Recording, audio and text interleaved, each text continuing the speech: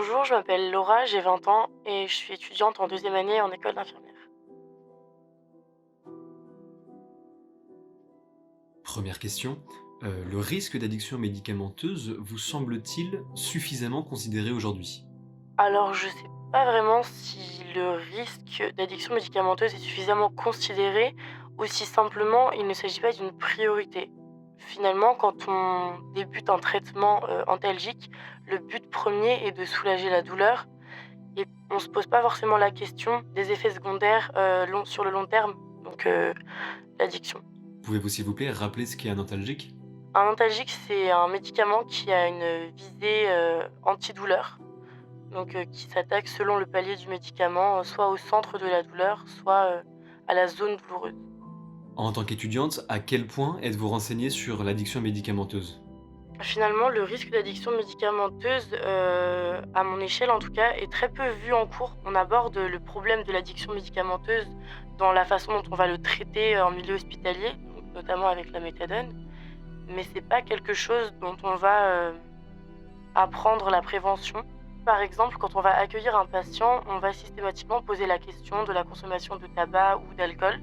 Par contre, la question d'ancienne ou même d'actuelle addiction à un médicament n'est pas posée. On se renseigne jamais sur les antécédents de consommation médicamenteuse d'un patient avant de le prescrire. Avez-vous déjà assisté à un début d'addiction médicamenteuse? Alors à l'extérieur de l'hôpital, non, parce que moi j'ai pas effectué de stage, à l'extérieur. Par contre à l'hôpital, oui, et d'ailleurs c'est quelque chose, qu'on ne nomme pas comme une addiction médicamenteuse et pourtant tout le monde le constate.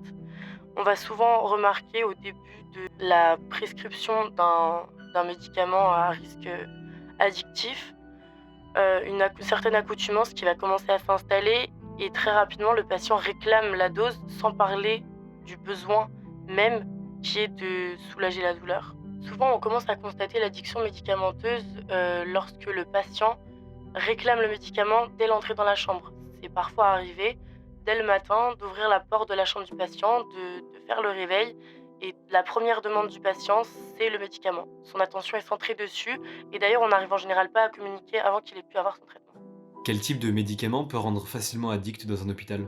C'est vrai qu'en première position, je pense qu'on a surtout, tous les opioïdes morphiniques, donc la morphine, le tramadol et la deuxième grande catégorie, c'est, tout ce qui va concerner les hypnotiques. C'est des médicaments qui vont particulièrement aider à dormir, mais aussi à apaiser les anxiétés et le stress, donc c'est extrêmement présent à l'hôpital et malheureusement, il y a aussi un énorme risque, addictif avec, ces médicaments-là.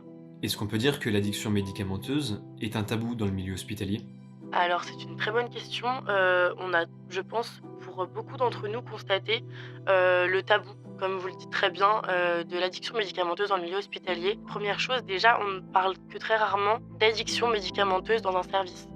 En général, on va considérer dans l'équipe qu'un patient devient addict à un médicament, mais personne ne va vraiment le voir comme un problème puisque la priorité est de soigner la maladie ou de prendre en charge la douleur. L'addiction médicamenteuse, finalement, c'est quelque chose qui va arriver en second plan dans l'ordre des priorités du soin. Nombre de fois, on entend des patients se plaindre de souffrir encore après l'administration des antidouleurs. Donc c'est vrai que dans ce cas-là, on va plutôt pousser à prescrire des doses plus importantes pour soulager la douleur, même si on prend le risque de rendre ce patient addict aux médicaments. L'information et la prévention contre l'addiction font-elles partie du rôle propre infirmier? Pour expliquer de façon simple comment fonctionne le devoir d'information de l'infirmier, je dirais surtout que, elle est fondée sur l'écoute du patient. Si le patient nous demande une explication ou une information, on doit pouvoir la donner et si ça dépasse notre cadre de compétences, on doit inviter le patient à solliciter les professionnels de santé, concernés. Mais on doit également respecter le fait qu'un patient ne veuille pas forcément être informé. Le problème bien souvent est que si le patient ne demande pas, on ne lui dit pas, même si le risque d'addiction aux médicaments est réel. C'est une façon de limiter l'anxiété et de conserver la confiance aussi envers le monde médical. Pour avoir déjà tenté de mener une action de prévention avec un patient, j'ai été directement mise à part par l'équipe médicale qui m'en a empêché. Au-delà des molécules à risque, quels comportements ou décisions au sein de l'hôpital peuvent favoriser cette addiction médicamenteuse? Lorsqu'un médicament est prescrit, on va machinalement, mécaniquement le donner matin, midi, soir par exemple. sans forcément reposer la question du besoin de ce médicament. Et comme ça devient une habitude, c'est là que le risque addictif intervient. Dans le milieu médical, il y a quelque chose de très courant qui s'appelle la frustration du soignant. C'est quand on se retrouve face à une situation où on se sent impuissant face en général à la douleur du patient. Donc on va avoir la prescription qui est malheureusement insuffisante et qui n'agit pas suffisamment sur la douleur. Et donc on se retrouve confronté avec notre propre libre arbitre à un choix de suivre la prescription et donc accepter la douleur du patient sans pouvoir faire quoi que ce soit, ou d'agir hors prescription. Lors de nombreux stages, j'ai pu constater un manquement au respect de la prescription médicale.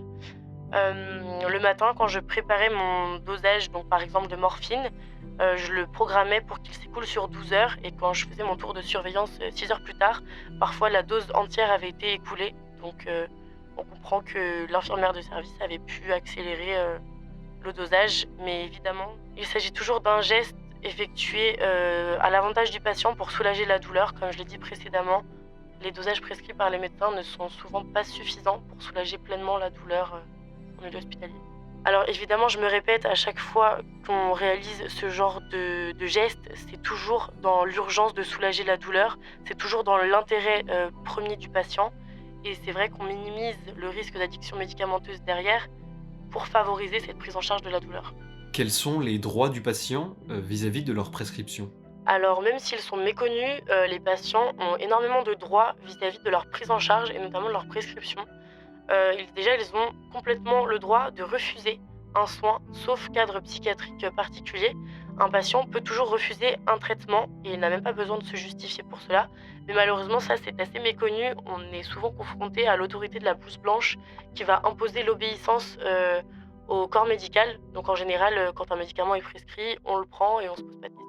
Donc en cas d'addiction médicamenteuse à un médicament en particulier, par exemple, si elle nous est communiquée, le médecin va adapter sa prescription pour ne pas placer cette molécule dans le protocole de soins.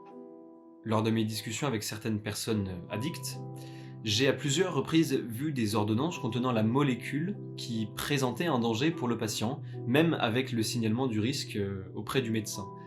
Qu'est-ce que vous pouvez me dire par rapport à ça? Malheureusement, ce genre de cas n'est pas rare. Il y a toujours des médecins qui ne vont pas forcément prendre le temps d'adapter la prescription et pourtant, c'est une obligation de prendre en compte les antécédents médicaux des patients et surtout dans le cadre d'un antécédent d'addiction médicamenteuse, on ne peut pas négliger le risque de redonner le même médicament à un patient. Donc dans ce cas-là, il aurait été préférable de prescrire une autre molécule qui pouvait aussi avoir des propriétés addictives, mais en tout cas essayer de changer de médicament. Pourquoi est-ce que on traite l'addiction médicamenteuse avec un autre médicament de substitution? L'avantage d'utiliser un médicament de substitution, c'est que le potentiel addictif demeure vraiment beaucoup plus faible que la molécule de base responsable de l'addiction. Donc ça permet d'espacer les prises, de ralentir l'effet de manque et d'aboutir, dans quand même une grande partie des cas, à un sevrage.